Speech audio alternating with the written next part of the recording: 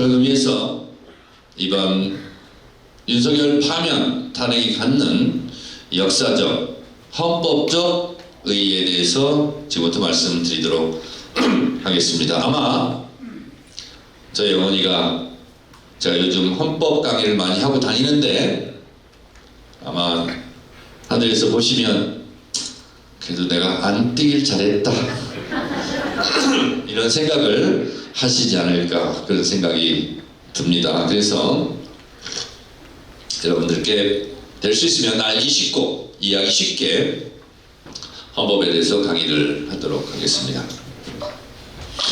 피청구인 윤석열은 헌법과 법률을 위배하였다. 대통령을 파면함으로써 발생할 수 있는 국가적 손실보다 헌법 수호의 이익이 압도적으로 크다고 인정되므로 피청구인 대통령 윤석열을 파면한다. 이렇게 선거에서 선고했습니다. 그렇다면 대통령을 파면하는 것보다 헌법 수호의 이익이 과연 더 큰가? 그걸 살펴보도록 하겠습니다. 대한민국은 법치국가입니다. 제가 법사위원장을 맡고 첫 일성이 대한민국은 관리국가가 아니라 법치국가이다. 국회 법제사법위원회도 국회법에 따라서 내가 운영할 것이다. 이렇게 얘기를 했습니다. 법은 누구나 지켜야 되고 파괴할 수 없습니다. 법을 지키지 않으면 처벌받습니다. 대한민국은 법치국가입니다. 모든 법의 으뜸은 헌법입니다. 헌법은 130개 조항으로 구성되어 있고 이 헌법 130개 조항을 압축 요약해 놓은 것이 헌법 전문인데 헌법 전문의 내용은 이러합니다. 유구한 역사와 전통이 빛나는 자랑스러운 대한국민은 3.1운동으로 건립된 대한민국 임시정부의 법통과 불의에 한가한 4.19 민주이념을 계승하고 조국의 평화적 통일을 위하여 민족이 대단결하며 모든 사회적 구습과 악습을 타파하고 모든 국민에게 기회를 균등하게 배분하며 세계 평화와 인류 공용에 앞장설 것을 다짐하며 이 헌법을 개정한다. 이렇게 되어 있습니다. 대한민국 국가의 가장 내세워야 될 정신은 3.1운동과 대한민국 임시정부의 법통, 두 번째 정신이 불의에 한가한 4.19 민주이념을 계승한다는 거예요. 여기에 반대되는 것은 반헌법입니다. 대한민국 헌법은 매우 놀라울 정도로 훌륭하고 정의롭고 옳습니다. 우리가 헌법 130개 조항을 여러분 몇 번 읽어보셨는지 모르겠지만 헌법은 이렇게 구성되어 있습니다. 전문이 있고 1장 총강이 있고 그 다음에 국민의 권리와 의무 조항이 있고 그 다음에 국회가 있고 행정부, 법원, 헌법재판소, 중앙선관위, 지방자치, 경제, 헌법개정 이렇게 되어 있습니다. 이게 중요한 순서입니다. 우리가 다 알고 있는 헌법 1조 1항 대한민국은 민주공화국이다. 2항 대한민국의 주권은 국민에게 있고 모든 권력은 국민으로부터 나온다. 여기까지 다 알고 계시죠? 국가의 성격을 규정하고 있습니다. 헌법 2조가 뭐야? 그럼 잘 모릅니다. 대한민국 국민의 자격은 법률로 수정한다. 이게 2항이고요. 2조고요. 3조는 대한민국의 영토는 한반도와 그 부속도서를 한다. 이게 3항입니다. 그래서 이게 대한민국의 총체적인 아웃라인을 정하는 게 총강입니다. 그 다음에 두 번째 장이 국민의 권리와 의무입니다. 헌법 11조 이게 이제 국민의 권리와 의무입니다. 대한민국의 모든 국민은 법 앞에 평등하다. 두 번째 이 항이 사회적 특수계급은 인정되지 아니한다. 이렇게 되어 있고요. 12조는 국민의 신체 자유를 7개 조항으로 법률보다 자세하게 헌법에서 이례적으로 다 기록해 놓고 있습니다.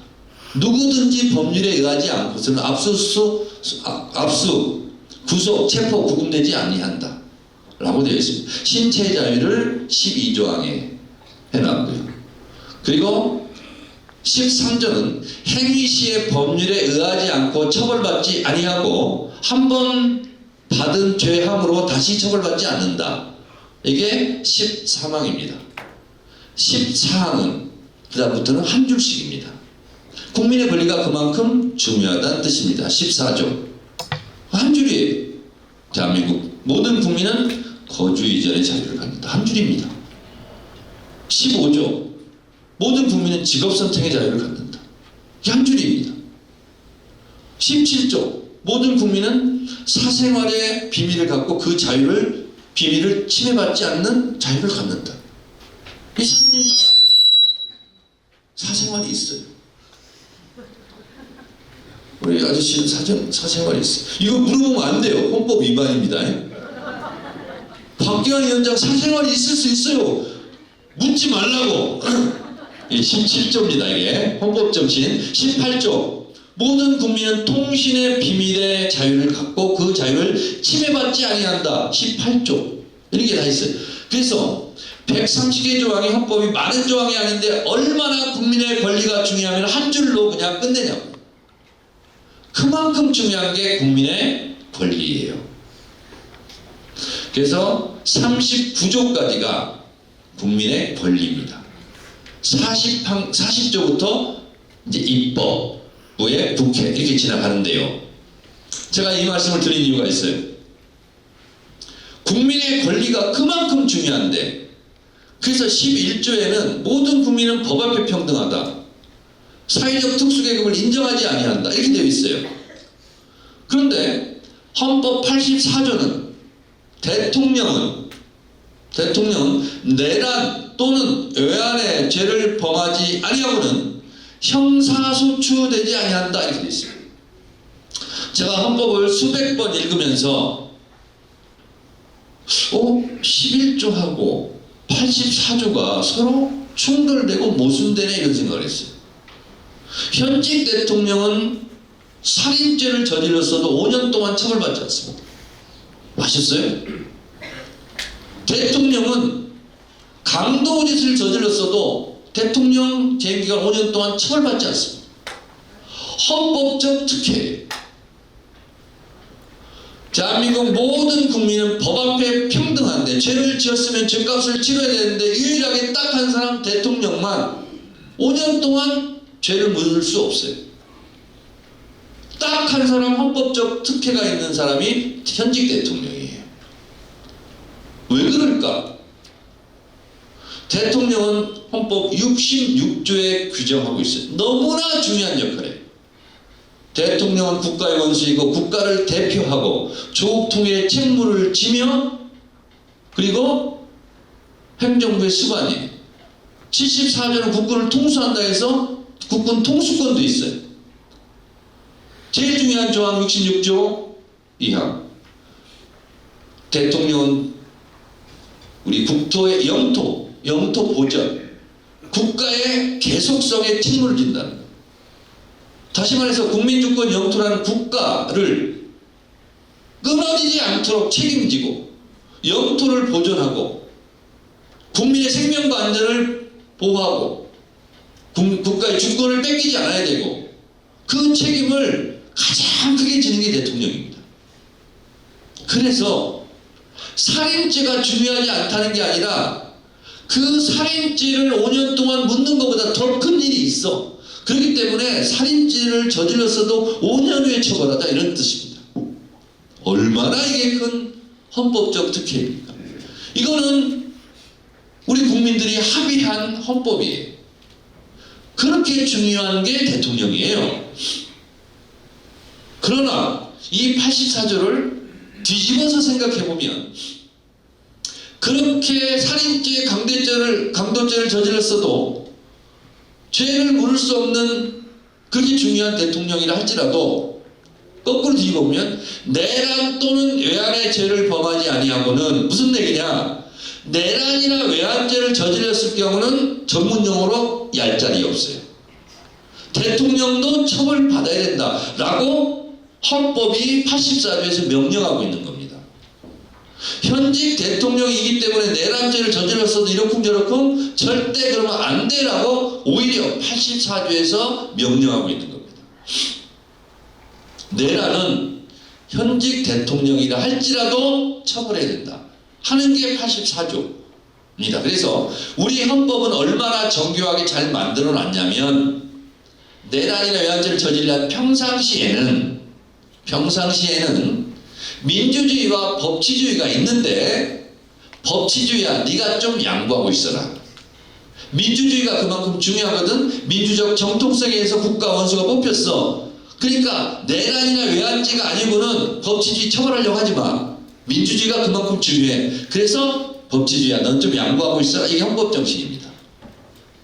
그런데 현직 대통령이랄지라도 내란죄를 저질렀을 경우는 이건 경우가 다르지.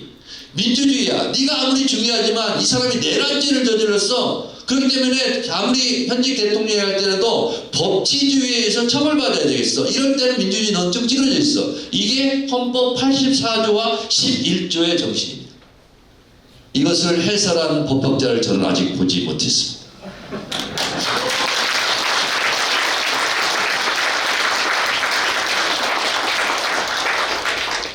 자, 내란이라는 것은 84조에 나오고요. 그런데 지금까지 저는 지금의 헌법을 너무나 사랑하고 문장 하나하나 읽을 때마다 이 감정이 솟구칩니다. 너무 잘 만드는 법이에요. 그런데 지금의 헌법 이전의 헌법은 과연 그랬는가? 그렇지 않습니다. 지금의 헌법 이전의 헌법은 부끄러운 헌법이었어요. 나쁜 헌법이었어요. 독재자, 권력자들이 자신의 영구집권 음모를 합법화하는 도구, 수단으로 악용되었습니다. 우리 영주, 영양, 봉화 우리 다음과 지자들은 똑똑해야 되기 때문에 말씀드리겠습니다. 이거 어디 가서 안 한 건데 오늘 처음 하는 겁니다. 법의 지배란 말이 있고요. 법에 의한 지배란 말이 있습니다. 법치주의는 실질적 법치주의는 법의 지배입니다. 법치국가라는 뜻입니다. 법에 의한 지배는 형식적으로 법치주의입니다. 법이 사람들을 못살게 굴고 나쁘게 구는 수단에 불과해요. 그걸 보고 법에 의한 지배입니다. 헌법을 만들어놨어. 나쁘게 만들어놨어. 그래놓고 이 헌법을 지켜. 이러는 것이 법에 의한 지배. of the law, by the law 이렇게 얘기합니다. 자, 그런데 지금 헌법 이전의 헌법들은요. 생각해 보세요. 첫 번째 개헌이 언제 일어나느냐? 6.25 전쟁 때 일어납니다. 이승만이 대통령이 뽑힐 가능성이 없어요. 국회의원들이 다 속을 알아버렸어. 그러니까 국회의원들끼리 뽑으면 안 돼. 직선제로 뽑아야 돼. 그 부분만 발췌해가지고 개헌했어요. 통과시켰어요. 그래서 대통령을 한 번 더 하게 됐어요. 이걸 보고 발췌 개헌이라고 그러고요. 두 번째는 뭐냐면 4.4.5.2 개헌이라고. 아니 반올림, 사람 숫자를 반올림하면 되나요? 박기환이 좀 부족한다고 0.7명이에요? 아니잖아요. 0.3명이에요. 그거 아니잖아요. 그냥 1명이지. 근데 3분의 1로 개헌을 해야 되는데 0.3333 나왔어요. 그러니까 예를 들면 132.3333이 나왔어요. 근데 133명이 돼야 3분의 1 돼야 돼. 한 명이 부족하잖아요. 그러면 부결된 거잖아요. 야, 0.3333을 1로 계산한 거예요. 그래서 그걸 보고 반올림 개헌, 4.4.5.2 개헌이라고 그래요. 나쁜 개헌이고 나쁜 헌법이에요. 그 다음에 박정희 유신 헌법. 그건 박정희의 영구집권을 합법화시키는 거예요. 전두환의 체육관 선거. 헌법을 이렇게 만들어 놓고 나는 10,000명이 투표하면 정통성이 있는 그런 대통령. 이런 거예요. 유신헌법이 얼마나 사람들을 갖고 놀았냐면 단적인 예가 뭐냐면 지방자치제도는 김대중 대통령이 14일 단식하면서 이룩한 성과거든요. 근데 유신헌법이 이렇게 돼 있어요. 진짜로. 지방자치제도를 실시한다. 아, 좋죠. 여기까지. 단 조국 통일 이후에 한다. 실제로 헌법이 이렇게 돼 있습니다. 사람 갖고 노는 거잖아요. 그런 것처럼 지금 헌법, 이전의 헌법들은 다 그런 나쁜 헌법이었어요. 근데 우리가 이 헌법이 왜 중요하냐면, 민주주의와 왜 중요하냐면 국민들이 나서서 만든 최초의 헌법입니다. 그전까지는 다 권력자들이 만들었는데 지금의 헌법만 국민들이 이 헌법 1조 2항의 정신에 의해서 국민들이 들고 일어나서 대통령은 직선제로 하자, 우리가 국민이 뽑자 이러면서 헌법을 만들었는데 이 헌법 때문에 윤석열을 물리칠 수 있었어요. 왜냐? 박수 좀 이따 치세요. 이전의 헌법은요, 대통령이 기분 나쁘면 국회를 해산한다. 국회 해산권이 있었어요. 지금의 헌법에서 국회 해산권을 없애버렸습니다. 그리고 지금 헌법으로 여러분 헌법재판소를 만들었어요. 그래서 대통령 파면 절차를 합법화시켰어요. 국정감사를 부활시켰어요. 윤석열이 얘기하잖아요. 국회에서 껐듯하면 뭐 탄핵하고 뭐하고 이게 뭐냐면 국정감사의 부활로 이렇게 된 거예요. 그래서 지금의 헌법은 우리 국민이 만든 헌법이고, 그래서 이 헌법에는 헌법의 적을 헌법으로 물리칠 수 있는 스스로의 장치를 갖고 있습니다. 그게 헌법 77조 1항입니다. 합법적인 계엄이라 할지라도 대통령은 언제 계엄을 할 수 있냐? 전시, 준전시, 사변 등 국가 비상사태로 인하여 군사상 병력으로서 군사상 필요에 응할 필요가 있을 때나 공공의 안녕의 질서를 유지할 필요가 있을 때 계엄을 선포한다, 이렇게 되어 있어요. 그래서 헌법재판소에서 5개의 이슈가 있었는데, 계엄을 한 자체가 위헌이냐 아니냐, 그 다음에 포구령이 위반이냐 아니냐, 국회는 쳐들어온 게 위반이냐 아니냐, 중앙선관위를 쳐들어간 게 위헌이냐 아니냐, 법관을 체포하려고 했던 게 위헌이냐 아니냐, 이 5가지인데 우리나라 헌법은 그것은 다 위헌이라고 판단할 수 있는 장치를 헌법 우리 스스로가 가지고 있어서, 윤석열을 파면한다 하고 나와서 제가 마이크를 잡고 파면 결정된 이후에 저의 일성이 헌법의 적을 헌법으로 물리쳐준 헌법재판관들께 감사드립니다. 민주주의의 적을 민주주의의 힘으로 물리쳐준 국민 여러분께 깊이 감사드립니다. 이렇게 얘기할 수 있었습니다. 이 위대한 헌법을 만든 사람들이 바로 국민들이기 때문에 국민들이 위대하다는 것을 제가 말씀을 드리는 겁니다. 짧게 말씀드리면 헌법 77조 1항을 제가 말씀드렸고, 이것이 개헌법 2조에도 나와 있습니다. 자, 그런데 합법적인 계엄이라 할지라도 헌법 77조 3항에 의해서 국회는 침탈하면 안 됩니다.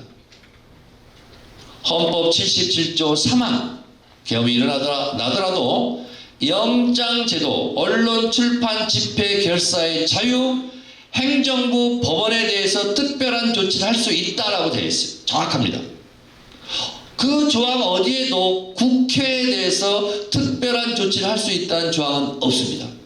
왜? 국회는 침탈하지 말라는 거예요. 합법적인 계엄이라 할지라도. 왜 그러냐? 헌법 77조 4항 5항 때문에 그렇습니다. 77조 4항은 계엄을 선포했을 때는 지체 없이 국회에 통고해야 한다. 77조 5항 국회는 과반수의 의결로 계엄을 해제할 수 있고, 의결이 되는 경우는 해제해야 한다. 이 조항 때문에 그렇습니다. 계엄이 일어나면 계엄을 해제할 수 있는 유일한 곳이 국회이기 때문에 국회에 대해서는 털끝 하나도 건들지 마라. 이게 헌법입니다. 계엄을 함부로 하지 말라는 거예요. 헌법에는 규정되어 있지 않지만 계엄법에는 뭐라고 되어 있느냐? 2조 6항에 비상계엄을 하더라도 개통과 절차를 밟아라. 행정안전부 장관과 또는 국방부 장관이 국무총리를 거쳐서 제안하고 국무회에서 심의해서 의결해라. 헌법 79조 5항에도 국무회의 심의사항에 비상계엄이 들어있습니다. 이렇게 헌법의 적으로부터 헌법을 보호하려고 하는 헌법과 그에 따른 관련된 법률에서 두텁게 방어막을 치고 있습니다. 윤석열은 한마디로 말하면 헌법을 너무 우습게 하는 거예요. 보니까 나보다 헌법을 모르더라고. 하면 안 되는 거예요. 그러니까 법원과 행정부에 대해서는 합법적인 계엄이라면 특별한 조치를 할 수 있습니다. 근데 국회는 어느 경우라도 털끝 하나 건들면 안 되게 돼 있어요. 그만큼 국회가 존중받고 있는 것이 헌법입니다, 지금. 자, 그런데 전시, 준전시, 사변 이때가 아니면 병력을 동원할 수 없습니다. 병력을 동원했어요. 그러면 2024년 12월 3일이 전시였느냐? 아니었어요. 여러분, 전시는 어떤 교육을 전시라고 그러냐면 선전포고 또는 교전 상태가 벌어진 때부터 휴전협정 할 때까지, 그래서 종전이 될 때까지 그 기간을 전시기간이라고 그래요. 근데 12월 3일 날 선전포고도 없었고 교전도 없었어요. 그렇기 때문에 전시가 아닙니다. 명백한 거예요. 그래서 위헌이에요. 자, 그리고 이걸 가지고 내란이냐 아니냐 그러는데, 내란에 대한 규정은 형법 87조부터 91조까지 되어 있습니다. 형법 87조는 대한민국 국토, 영토의 전부 또는 일부에서 국가 권력을 배제하는 것을 내란이라고 규정하고 있습니다. 그러면 국가 권력을 배제한다. 그 대한민국 영토 전부 또는 일부에서, 그 얘기는 뭐냐면 영주시청이 있어요. 박규환과는 전혀 다른 사람들이 폭동을 일으켜서 꽃갱이 들고 낫 들고 뭐 폭탄 들고 와서 영주시청을 점령합니다. 그리고 행사를 못하게 해요. 그러면 국토의 일부에서 지금 국가 권력이 배제된 상태입니다. 이런 상황이 있었나요? 12월 3일 날 없었습니다. 그러니까 내란이에요. 근데 87조에는 그 영토의 일부 또는 전부에서 국가 권력을 배제하는 건데, 내란 선동 목적으로 폭동을 일으키는 것까지 추가하고 있습니다. 그러면 국헌문란은 또 뭐냐? 형법 91조에 두 가지로 나와 있습니다. 국헌문란이라 하면 첫 번째, 헌법과 법률의 절차에 의하지 않고 헌법과 법률의 기능을 소멸시키는 것. 다시 말해서 헌법을 개정하려면 헌법의 절차에 따라 헌법을 개정해야 되는데 그냥 막 해버려. 이걸 보고 국헌문란 목적 내란이라고 합니다. 헌법을 개정하려면 헌법 130조의 절차가 다 나와 있어요. 이거를 내란이라고. 두 번째는 헌법에서 정한 국가기관, 즉 헌법기관을 강압에 의해 전복 또는 권한 행사를 마비시키는 것, 이것을 내란이라고 합니다. 여기에 딱 해당되는 거예요. 그래서 계엄을 선포한 것 자체는 위헌이다, 이렇게 판정을 한 거고요. 포고령 자체도 국회와 지방의 활동을 정지시키는 것은 어떤 경우도 할 수가 없습니다. 합법적인 계엄이라도 할 수가 없어요. 그래서 그것도 위헌이고요. 국회 침탈한 것 지금까지 말씀드렸고요. 중앙선관위는 입법행정사법부가 아닙니다. 제4의 독립기관이에요. 여기는 행정부 소속의 감사원도 감사하는 것도 위헌이다라고 이미 판정을 했어요. 총 들고 들어가서 압수했잖아요. 그건 보나마나 위헌이죠. 원래는 이 네 가지 쟁점이었는데, 가만히 제가 생각해 보니까 헌법재판관들이 다 판사 출신이에요.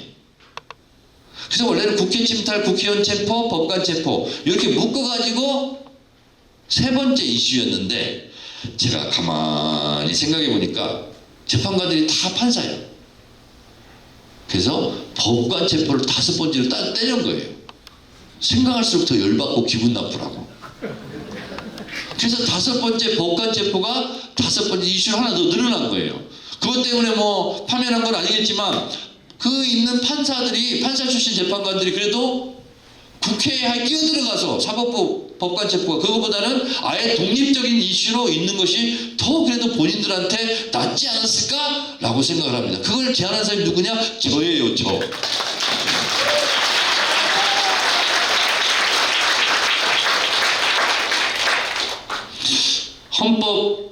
헌법재판소 판결문 114페이지를 제가 4번 밑줄 쳐가면서 읽었는데, 여러분 기회 있으면 헌법재판소 이번 판결문을 읽어보십시오.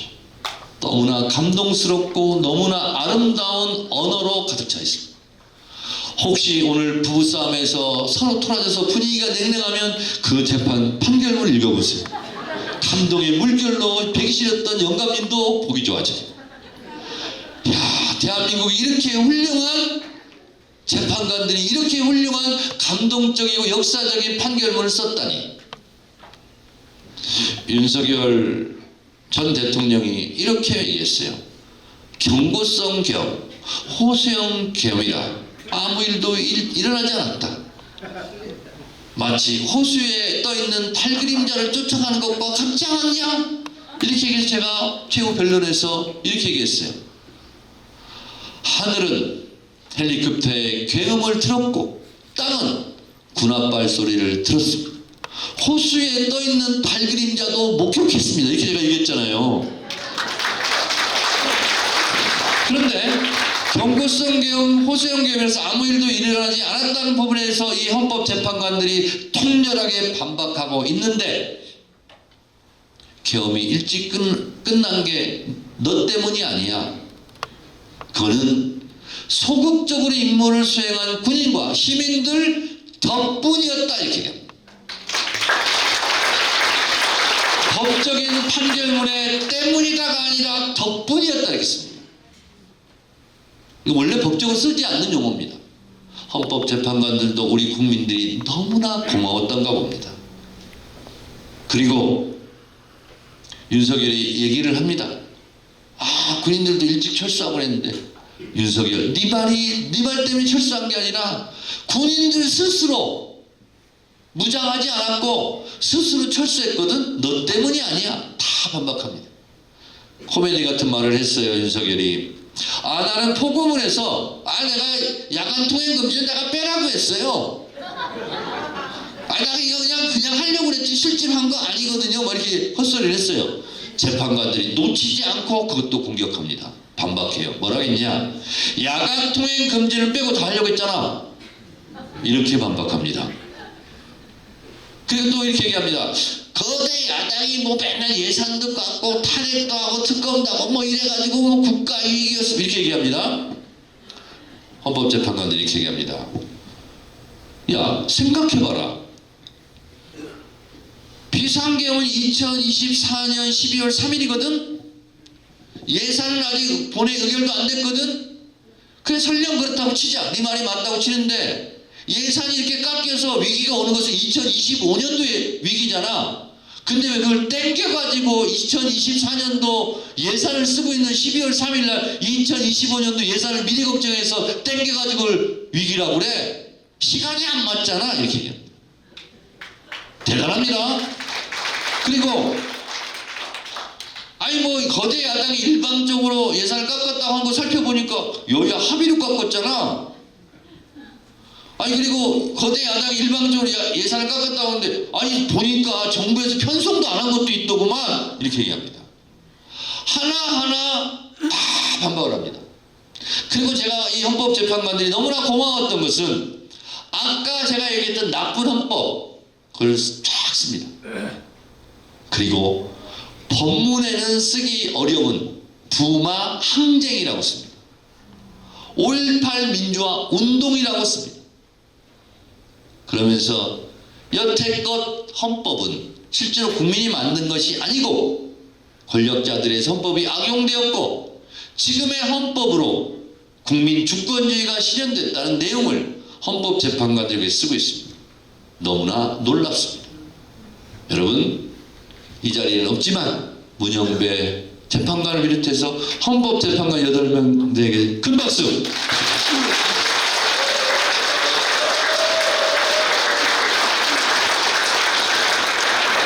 갈 길이 바쁩니다.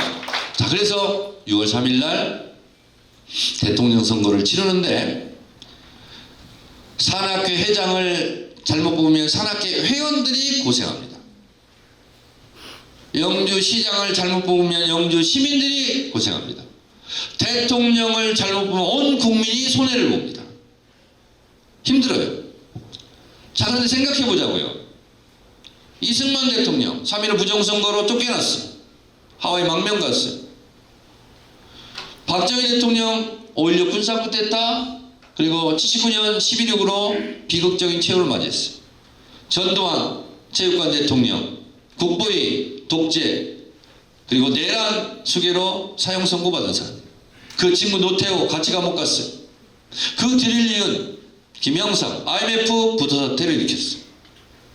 이명박 부정비리로 감옥 갔어요. 박근혜 탄핵됐어요. 윤석열 탄핵됐어요. 국민의힘 그쪽 당에서 뽑은 대통령들 하나같이 제대로 된 대통령이 없어요. 이번에 계엄 내란까지 일으켰어요. 따라서 이번 대통령 선거에는 적어도 양심이 있는 사람들이라면 대통령 후보를 낼 자격이 없으니 우리는 대선 불출마하겠습니다. 이렇게 선언해야 되는 거 아니냐고 이 연사 강력하게 주장합니다. 박정희 정권 때 통합진보당이 위헌정당으로 판결돼서 정당을 해산시켰습니다. 그 혐의는 내란 선동이었습니다. 근데 지금의 국민의힘 1호 당원 내란을 직접 일으켰잖아요. 탄핵까지 됐잖아요. 그러면 국민의힘은 해산시켜야 될 거 아니에요. 해산되어야 될 정당이 대선 후보를 낼 자격이 있어요? 없다고 이 연사 강력하게 주장하는 바입니다. 염치가 있어야죠. 저는 그래서 계속 주장합니다. 국민의힘은 대선 후보를 낼 자격이 없다. 당신들은 스스로 해체하라. 이렇게 주장하는 것이 지극히 상식적인 거 아니냐 이런 거예요. 그리고 당신들이 배출한 대통령 중에 제대로 된 대통령이 있었냐 이거예요. 없었다 이거예요. 나라만 후퇴시키고 갉아먹었지. 민주주의를 위해서 귀한 게 뭐가 있냐는.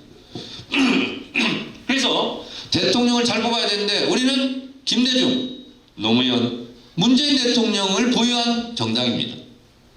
대통령을 잘 뽑았을 때와 못 뽑았을 때 시간이 없기 때문에 3명을 다 하는 게 아니라 1명, 김대중 대통령. 대통령은 최소한 국가의 장래 10년, 20년, 30년 앞을 내다볼 수 있는 통찰력이 있어야 돼요. 그 예로 제가 김대중 대통령을 말씀드리겠습니다. 국회의원은 자고로 4년 후에 자신의 앞날을 내다볼 줄 알아야 돼. 또 당선되려면 열심히 해야 돼. 근데 그것도 모르고 맨날 골프 치러 다니고 뭐 이러면 자신의 운명을 몰라. 다음에 또 떨어져. 적어도 국회의원은 자신의 앞날 4년은 내다봐야 될 거 아니에요. 국민한테 사랑과 지지를 받는지 아닌지. 대통령은 더 차원이 높은 거예요. 10년, 20년 앞을 내다봐야 되는데 우리는 앞으로 이런 대통령을 뽑자라고 제가 김대중 대통령을 for example, 샘플링으로 제가 말씀드리겠습니다. 여러분, 우리는 코로나19라는 걸 겪었어요. 이 코로나19는 700년 전 흑사병보다 더 센 놈이었어요. 700년 전 흑사병이 돌았을 때, 흑사병이 발병했을 때 전 세계 인구는 4억 5천만 명이었어요. 7년 흑사병이 지나간 후에 인구는 1억 명이 줄었습니다. 3억 5천만 명. 멕시코 인구의 23%를 희생시켰어요. 그거보다 더 센 코로나가 왔습니다. 전 세계가 당황하고 혼란스러웠어요. 많은 희생이 있었어요. 근데 우리는 방역 선진국으로 오히려 위기를 기회로 우뚝 섰어요. 우리의 희생자들은 너무나 안타깝고 그분들을 추모하지만 그래도 대한민국이 방역 선진국으로 우뚝 설 수 있는 기회가 있었는데 이것이 김대중 대통령 덕분이라는 것을 아는 사람은 많지 않습니다. 김대중 대통령이 주변의 시선과 반대 이런 걸 부딪히고 인터넷망을 깔기 시작했어요. 김대중 대통령이 영국 유학 갔다가 1995년도에 돌아왔을 때 제가 김대중 대통령이 설립한 평화 아카데미, 아태 평화 아카데미 4기 수강생이었어요. 12번 강의를 하고 마지막에는 김대중 대통령이 강의를 하는데 저는 처음 듣는 얘기를 했어요. 우리 수강생들에게 주라기 공원이라는 영화를 팔아서 번 돈이나 현대자동차를 팔아서 번 돈이나 똑같은 돈이다 라는 얘기를 했어요. 우리는 사람도 부족하고 인구도 부족하고 그런데 우리가 믿을 것은 대한민국 국민밖에 없다. 대한민국의 국가 경쟁력은 대한민국 국민. 대한민국 국민들은 젓가락질을 잘한다. 섬세하다. 그리고 머리가 좋아서 창의적 상상력이 풍부하다. 따라서 우리는 인터넷과 문화를 중시하는 국가로 가야 된다라고 얘기했어요. 대통령이 되고 나서 두 가지를 했습니다. 인터넷을 깔기 시작해요. 왜 보도블록 해외치냐 뭐하냐 엄청나게 사람들이 비난했지만 밀고 갔어요.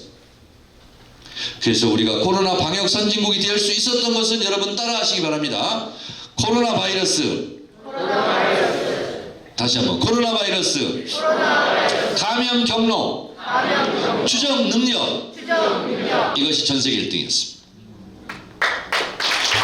인터넷 덕분입니다. 김대중 대통령 덕분이에요. 코로나는 방법이 없어요. 격리시켜야 돼요. 근데 어떻게 구분을 할 수가 없어요. 그래서 QR코드가 등장한 거예요. QR코드를 이렇게 완벽하게 사용할 수 있는 국민은 대한민국밖에 없었어요.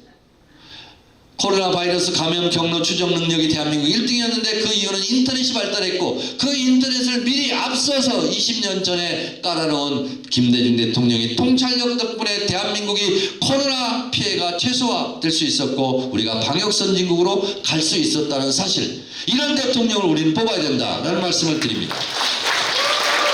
두 번째, 우리가 먹고 살 것은 문화산업이다. 따라서 지원을 하되 간섭을 하지 마라. 대한민국 국가는 대한민국 국민을 믿어야 된다. 대한민국 국가 경쟁력은 대한민국 국민이 우수성이다.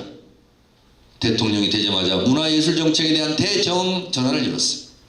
지원을 하되 간섭을 하지 마라. 문화적 창의성 충분히 살려줘라. 가이질하지 마라. 그래서 나온 영화가 JSA 웰컴 투 동막골. 그러면서 한류가 태동하기 시작합니다. 그래서 김대중 대통령 초대 문화부 장관이 만든 말이 조어가 한류예요. 지금은 K컬처로 통용이 되고 있습니다. 그때부터 한류가 일어나기 시작합니다. 그래서 BTS의 나라, 기생충의 나라, 오징어 게임의 나라가 된 겁니다. 제가 알고 있는 어떤 사람이 미국에 이민을 갔어요. 그 아들 딸 낳고 사는데 하루는 고등학교 갔는데 한국이 아니냐고 그러면서 원어 발음 좀 해보라. 그래서 제가 백인 친구들 앞에서 학교 다니면서 처음으로 앞에 나가서 박수를 받습니다. 얘한테 요구합니다. 무궁화꽃이 피었습니다. 한국 원어 발음으로 좀 해보라고. 무궁화꽃이 피었습니다. 박수. 이게 한국이라고, 코리언이라고. 우리가 생각하는 것보다 한국은 더 대단한 나라가 되었습니다. 제가 실제로 핀란드에 가서 식당에서 한국말 하고 있으니까 종업원이 옵니다. 아유 코리언? 한국 사람이라고 서비스 갖다 줘요. 사진 찍자고 진짜 그렇습니다. 4, 5년 전 통계로 82개 국가에서 234군데 강의실에서 지금 지구 반대편에서 한국말을 배우고 있습니다. 지금 외국에 있는 대학생들이 한국으로 유학 오는 게 붐입니다. 어느 도시를 가나 식당에 가면 알바를 하고 있는데 다 외국 대학생들이, 유학생들이 많습니다. 대한민국의 문화의 강국이 전 세계에 맹위를 떨치고 있는데 여기에 기초를 놓은 것이 김대중 대통령 덕분이라는 사실. 이처럼 한 나라의 대통령을 잘 뽑는다는 것은 그 국가의 흥망성쇠와 직접적이고 밀접적인 관계가 있다는 사실. 그래서 우리는 김대중 대통령과 같은 그런 일 잘하는 대통령을 뽑아야 되는데 저는 그분이 한 명 있다고 생각합니다. 누구라고는 말하지 않겠습니다.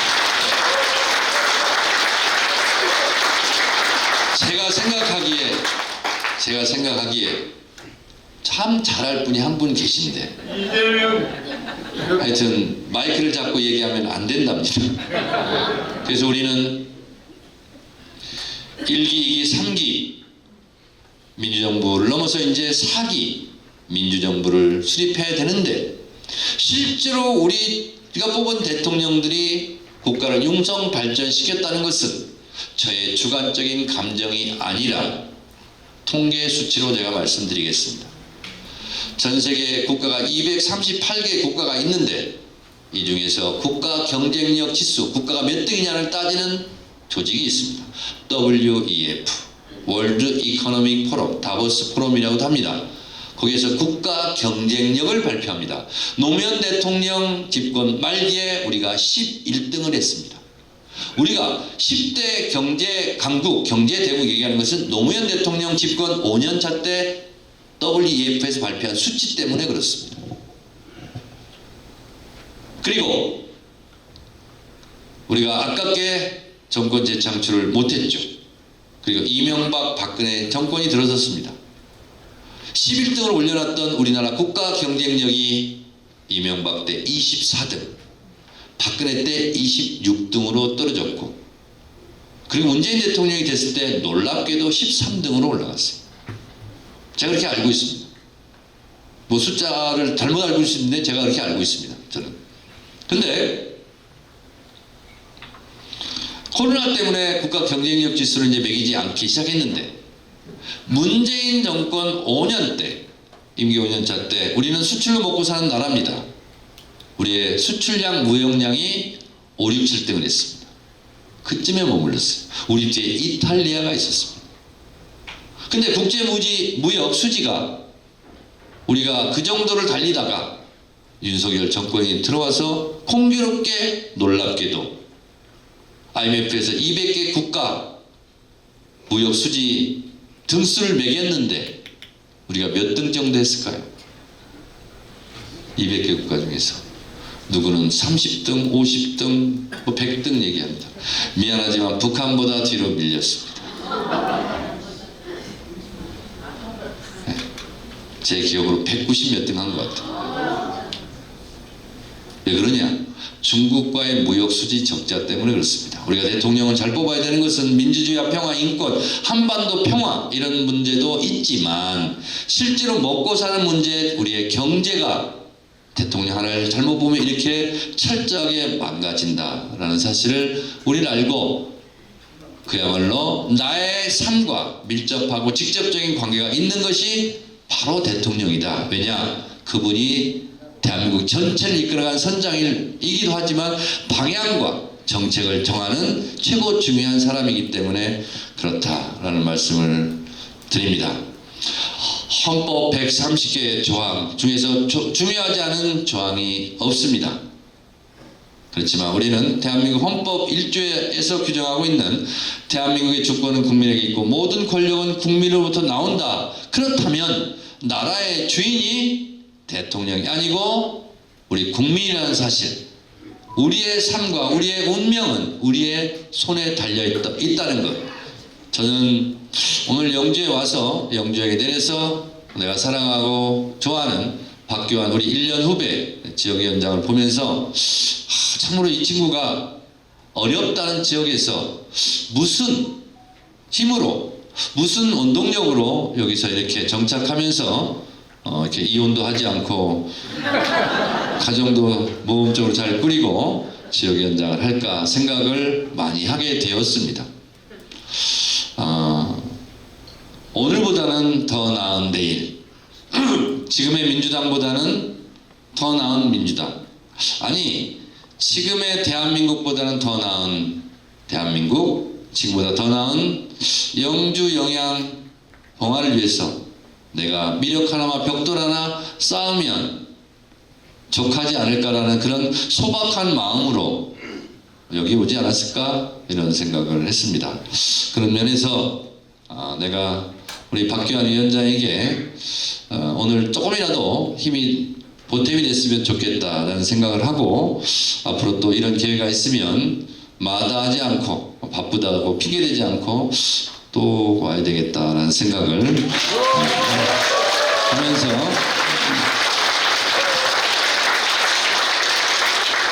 두 사람 잠깐 앞으로 나오세요. 박기환, 이수경 나오세요. 제 강의는 우리 박기환, 우리 또 그의 아내 이수경과 함께 저희가 다 민족권대 또 출신들이거든요. 그래서 오늘 와주신 분들께 감사드리고 열심히 하겠다는 뜻에서 인사를 드리면서 제 강의를 마치도록 하겠습니다. 감사합니다.